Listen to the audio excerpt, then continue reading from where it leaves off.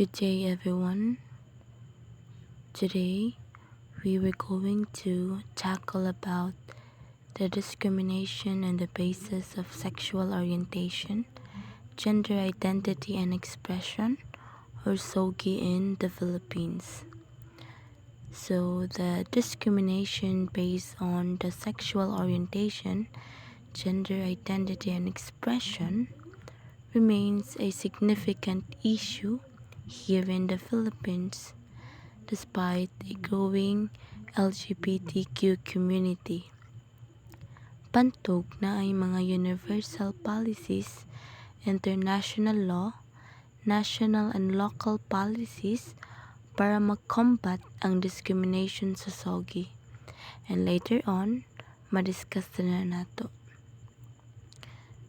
Definition of terms. Again, SOGI, it is an acronym for sexual orientation, gender identity and expression. It is an aspect of gender of person which must be considered and given attention. So, the SOGI is very important concept for understanding human diversity. Crucial jud kaayo for us to understand the people based on their identity. The Anti-Discriminatory Bill. It is a proposed legislation before the Philippine Congress intended to prevent various economic and public accommodation or related acts of discrimination against people based on their SOGI. Okay, so this bill aims to prevent discrimination against individuals based on their SOGI, especially in various aspects of life including employment, housing, education, and public accommodation. We all know that nagyapoy discrimination sa workplace, sa school, and also sa public. So this bill seeks to provide legal protection and ensure equal opportunities for all.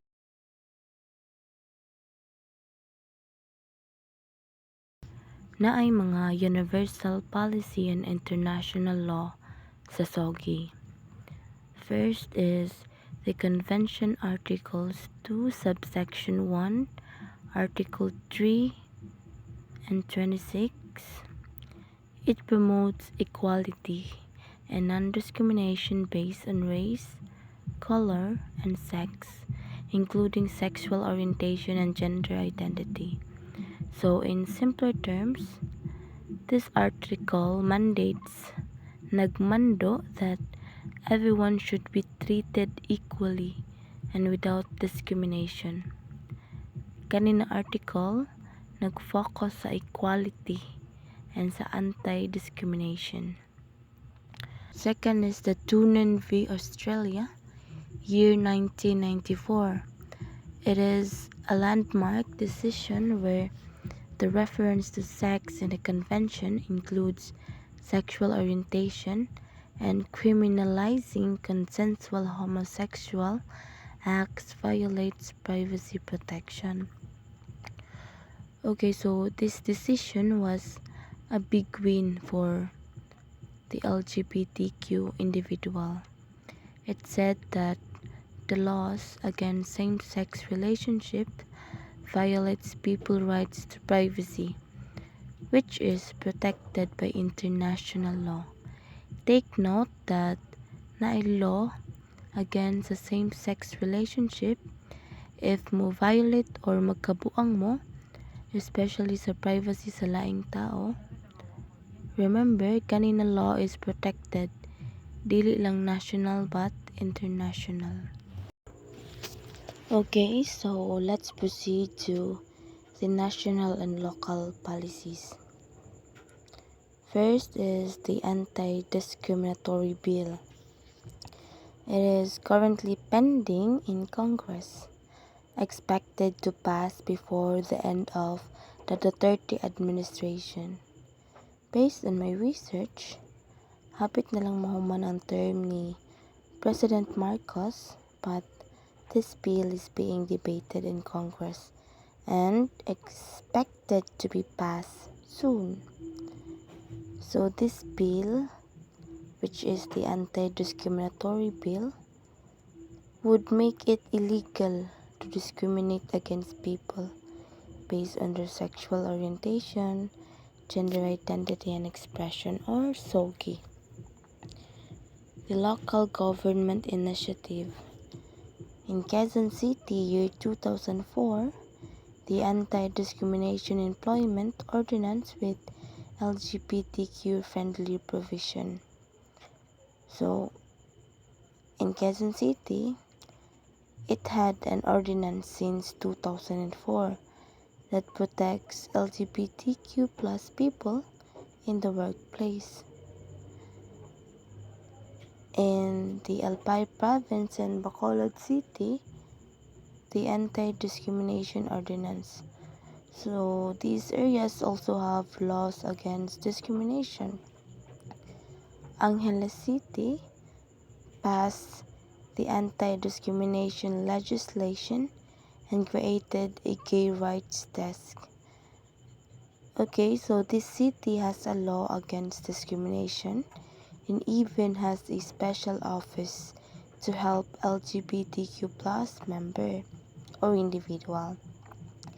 Makaingon jud ta na ang local government is na-jay ordinance to protect individuals based on their SOGI or the sexual orientation, gender identity and expression. Let's proceed to the House Resolution number 1333, filed to investigate discrimination in schools and introduce a comprehensive gender curriculum on LGBTQ issues. Okay, so this resolution wants to investigate discrimination in schools and teach students about LGBTQ issues in a comprehensive way. We all know that na-jay discrimination sa school, especially sa mga LGBTQ members.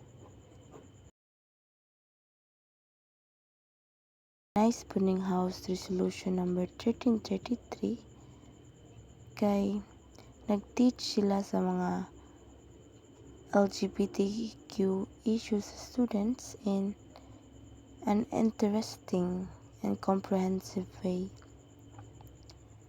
DepEd Order number 40, year 2012. Let's proceed to the DepEd Order number 40, year 2012. Ensure the protection of children in schools against violence and discrimination based on their SOGI. So this order says that school must protect children from violence and discrimination based on their sexual orientation, gender identity and expression. In conclusion, the Philippines is working on protecting LGBTQ plus members or individuals through national and local laws. The Philippines is working on protecting LGBTQ. The Philippines is working on protecting LGBTQ plus community through national and local laws, which is very nice. That's all my part. Thank you.